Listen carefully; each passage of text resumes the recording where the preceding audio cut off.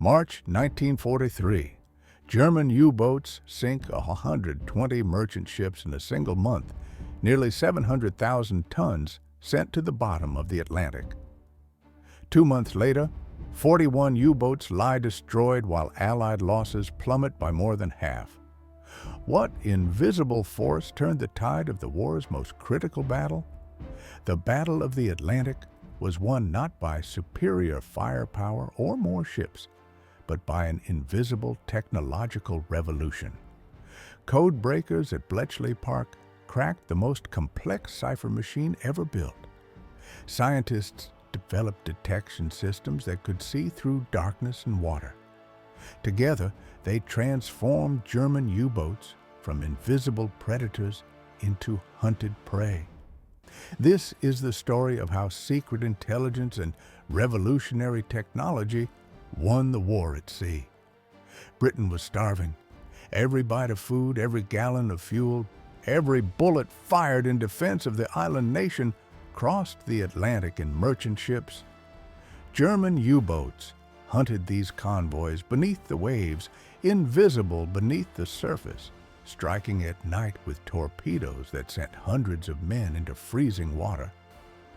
The screams of merchant sailors dying in the darkness became the soundtrack of Britain's existential crisis.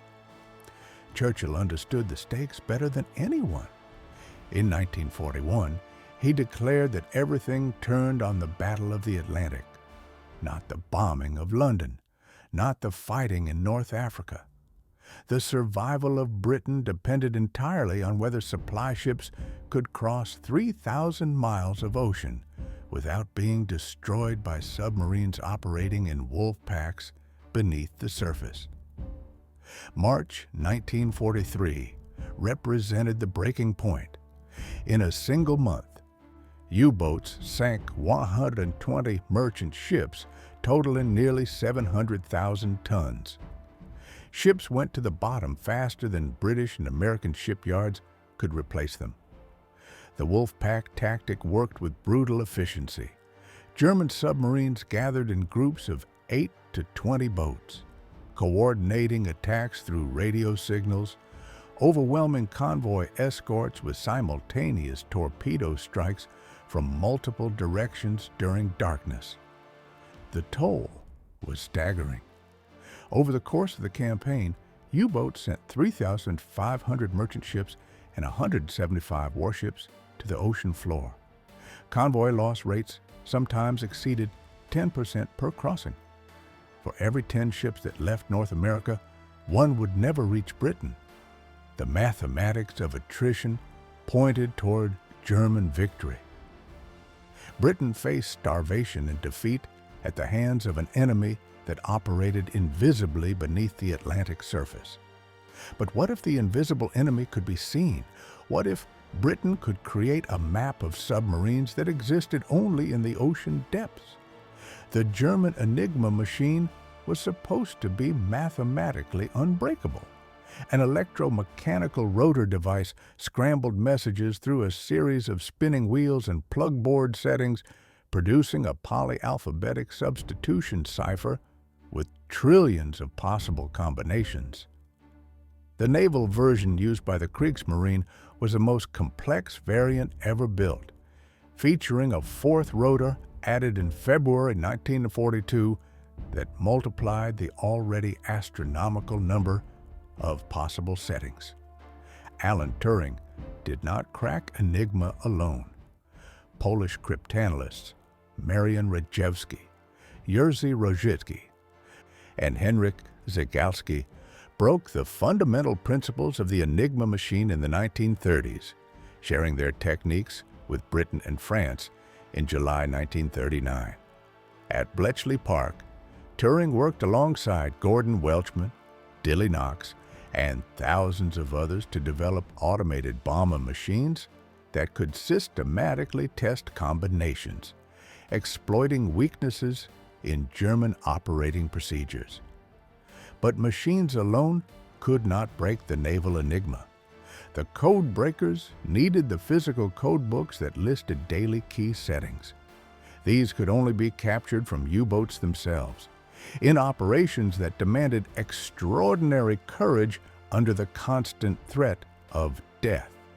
Lieutenant David Baum led the boarding party onto U-110 in May 1941. The submarine had been forced to the surface by depth charges, its crew abandoning ship in panic. Baum and his team climbed into the hull, knowing the vessel could explode or sink beneath them at any moment, dragging them down into the Atlantic. They retrieved Enigma codebooks that enabled months of decryption breakthroughs, giving the Admiralty its first sustained window into U-boat operations. In October 1942, 2 British signalmen entered the flooding compartments of U-559, passing Enigma materials up through a hatch as seawater rose around them. Colin Grazier and Tony Fasson drowned when the submarine suddenly plunged beneath the surface. Their sacrifice remained secret for decades. Operational security demanded silence. Their families never knew why their loved ones died or what their deaths accomplished. Harry Hensley, one of Bletchley Park's key analysts, recalled the extraordinary tension during blackout periods when the 4-rotor Enigma temporarily defeated British decryption efforts. Every unread signal meant convoys sailed blind into Wolfpack ambushes. Every day, without intelligence, meant hundreds of men would die in the water, screaming in the darkness as their ships broke apart. When decryption succeeded, the intelligence fed directly into the Admiralty's submarine tracking room. Analysts plotted U-boat positions from intercepted signals, creating an invisible map that existed nowhere except in the minds of intelligence officers and on classified charts. Convoy routes threaded between Wolfpack concentrations. Ships that would have sailed directly into ambushes were rerouted hundreds of miles away from danger. Intelligence revealed where U-boats lurked, but how could Allied forces actually find and destroy submarines hidden beneath the waves? 3 revolutionary technologies stripped away U-boat invisibility. ASDIC, the British name for early sonar, transmitted sound pulses underwater. These waves rippled outward through the ocean, bouncing off submarine hulls and returning as echoes. Operators measured the time delay and direction of the returning sound, calculating target range and bearing.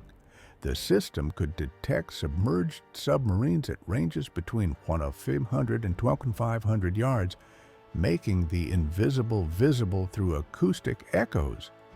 But ASDIC had critical limitations. It only worked directly ahead of the attacking ship. Temperature layers in the ocean refracted sound waves, creating shadow zones where submarines could hide beneath thermoclines. Rough seas generated false echoes, and conventional depth charges forced escort ships to lose sonar contact during attacks, dropping explosive barrels set to detonate at predetermined depths while the submarine maneuvered blindly below. The Hedgehog mortar solved this problem with elegant simplicity. Instead of dropping depth charges behind the ship, Hedgehog threw 24 to 48 small bombs forward in a circular pattern. The bombs only exploded on direct contact with a submarine hull. This meant 2 things. Wasted attacks produced no explosions, allowing the escort to maintain sonar contact and try again. And successful attacks meant certain kills. Hedgehog increased kill rates from less than 10% with conventional depth charges to 25% per attack. The third technology ended U-boat surface invisibility. German submarines had to surface regularly to recharge batteries and run diesel engines. They traveled faster on the surface, coordinating Wolfpack attacks through radio transmissions while cruising in darkness. Early metric radar could not reliably detect these surface submarines at night or in poor weather. Centimetric radar operating at 10-centimeter wavelengths changed everything. Aircraft equipped with this system could detect surfaced U-boats at ranges of 5 to 10 miles, even in complete darkness or heavy fog. U-boats that had operated with impunity on the surface suddenly found themselves under attack without warning. The Bay of Biscay became a killing ground in 1943. U-boats transiting between French bases and Atlantic hunting grounds were caught on the surface by aircraft using centimetric radar. Dozens were destroyed before their crews understood what was happening. German sailors reported terror and confusion when attacked at night by aircraft they never saw coming. Explosions tearing through their vessels before they could crash dive to safety. These technologies transformed U-boats from invisible predators into hunted prey. The submarine that had ruled the Atlantic through stealth now faced destruction from sound waves beneath the surface, forward-throwing mortars that never lost contact, and radar that penetrated darkness above. Intelligence told the Allies where to look. Technology gave them the tools to strike. But when did these invisible advantages produce visible victory? 2 months separated catastrophe from triumph. In March 1943, U-boats sank 120 ships, totaling nearly 700,000 tons. In May 1943, they sank only 300,000 tons, while losing 41 submarines. The reversal was so complete, so sudden, that Admiral Karl Dönitz withdrew his Wolfpacks from the North Atlantic, acknowledging that the U-boat campaign could not be sustained. Black May represented the convergence of 3 factors. Enigma intelligence directed escort groups and aircraft to specific U-boat positions. Detection technologies found submerged submarines that would have remained invisible months earlier. Hedgehog mortars delivered lethal attacks that conventional depth charges would have missed. The Allies sank U-boats faster than German shipyards could replace them, and faster than the Kriegsmarine could train new crews. The mathematics of attrition reversed. German submarine losses in May 1943 exceeded construction capacity. Every Wolfpack sent into the Atlantic returned with fewer boats. Experienced commanders died in their steel coffins at the bottom of the ocean, replaced by younger crews with less training and lower survival odds. The technological and intelligence advantage had shifted so decisively that continuing the campaign meant sending men to certain death. Dönitz understood what his commanders at sea were reporting. The Allies had won the technological war. He suspected intelligence leaks, but never discovered the Enigma compromise, attributing losses to radar and sonar advances alone. The invisible map created by Bletchley Park remained invisible to German intelligence, a secret advantage so complete that the enemy never understood why his submarines were dying. The Battle of the Atlantic was not over, but the outcome was no longer in doubt. Black May ended Germany's chance of victory at sea, shifting the strategic balance permanently in favor of the Allies. Britain would not starve. American troops and supplies would cross the ocean for the invasion of Europe. The convoy system that had nearly broken in March 1943 would hold. The Battle of the Atlantic was won, but for decades, the world would not know the invisible weapon that made victory possible. Numbers tell the story that operational security kept hidden for 30 years. Up to 25% of U-boats destroyed in 1943 were directly attributable to ultra-intelligence derived from Enigma decrypts. 1 in 4 kills resulted from the invisible map created by Codebreakers at Bletchley Park. At least 150 convoys were successfully rerouted between 1941 and 1943, based on decrypted signals showing U-boat positions. More than 60% of targeted convoys avoided attack in 1942 and 1943 because intelligence allowed them to thread between Wolfpack concentrations. Thousands of merchant sailors lived because convoys sailed routes that appeared random but were actually calculated to avoid submarines whose positions existed only in classified charts.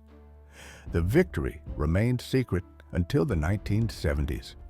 Operational security demanded absolute silence about ultra-intelligence. The families of Colin Gracier and Tony Fasten never knew why their loved ones died retrieving Enigma materials from U-5F9. The Codebreakers, who worked 18-hour shifts at Bletchley Park, could not tell their children what they had done during the war. The invisible map remained invisible even in victory. Germany never understood the asymmetric advantage. Dönitz suspected leaks and investigated whether spies had penetrated his command structure. He never discovered that the Allies were reading his orders before his U-boat commanders received them. He attributed losses to technological superiority alone, never realizing that technology combined with perfect intelligence created an advantage so complete that the outcome was predetermined. The invisible map created by Codebreakers combined with detection technologies won the war at sea. Information superiority proved as decisive as ships and weapons.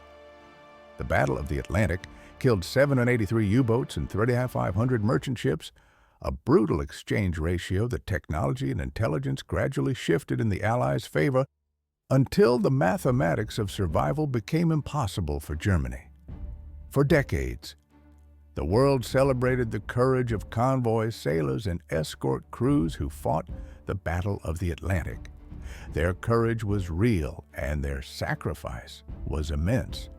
But the invisible warriors who broke Enigma and the scientists who created detection systems had already won the war at sea before many of those battles were fought.